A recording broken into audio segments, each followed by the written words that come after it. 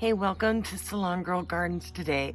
So I was tagged in a thing that's been going around all the homestead channels, 10 questions about homesteading, and apparently this is a new set of questions, so let's get started. This is started by Chris at Rockin' 8 Farms, and I was nominated by Michelle from the Heath-Stead.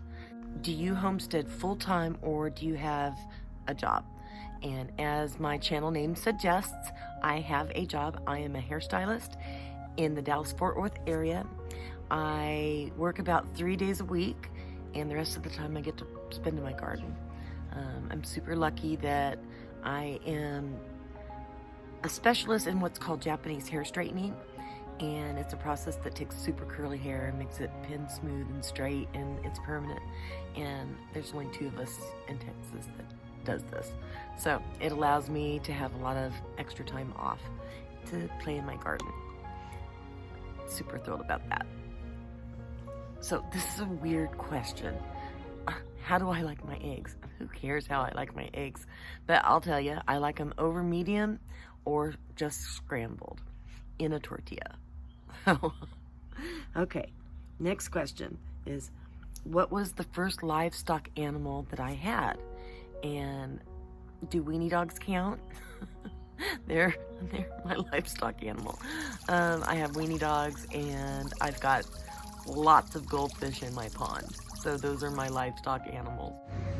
The next question is, how big is your homestead and how big would you like it to be?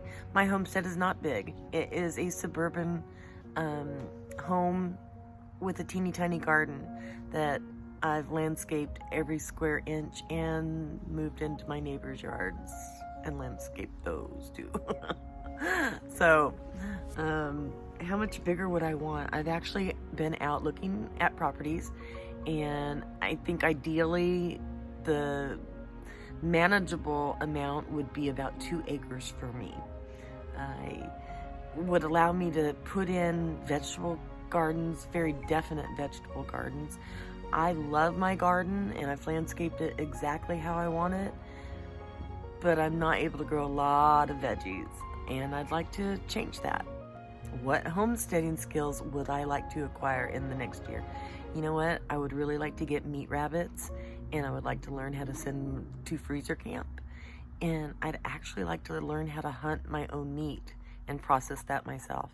I binge watch Simple Living Alaska, and those 2 inspire the heck out of me.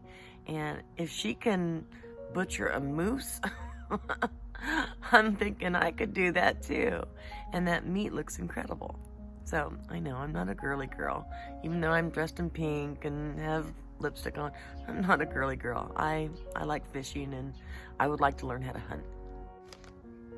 What are my thoughts on fake meat? Okay, again, this is a very strange question, but no fake meat. Actually high in carbs, and I'm on a no carb diet. I'm a diabetic, and it's not good for me, and just no. What does my dream homestead look like? It doesn't look like this. It doesn't look like this with all the houses so closely packed together where you can hear your neighbors sneeze in their house next door or yell at their dog, or their dog's barking all the time. It does not look like this. And while this was my very first house and I was super excited to be here and get it, it's kind of annoying now. So what is my advice to my past self? And my past self, I would say, buy sooner. Buy as soon as you start your earning potential in life, because I wish I would have started sooner, had my house bought, had my land developed, had my beds in place. I'm 52, I started at 35, and I had all the energy in the world, and I noticed a decline in energy in my 50s. There, I said it. Do it now. Do it while you're young. The next question is, what animal would I never raise? And hands down, that would be guineas. I cannot stand their constant sounds. Nope, couldn't do it. No guinea fowl for me. If money was no object, what would I do on my homestead and why?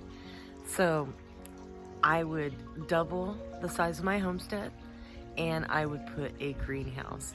I would like a designated flower garden, which I do have now, but I would also like a designated vegetable garden. And here in Texas, you have to get a jump start on those vegetable plants because it gets so hot so fast in the spring. And I mean, quickly the temperatures rise up to 90, 100 degrees. And if that happens, you won't get tomatoes. So we all want tomatoes, don't we? Anyway, I hope you enjoyed this. Thank you so much for joining me at Salongirl Gardens. And I'm going to leave this as an open tag. Tag yourself in this challenge. Let us all know your 10 homesteading questions. And as always, leave a comment down below. I love interacting with y'all. And I'll catch you on the next one.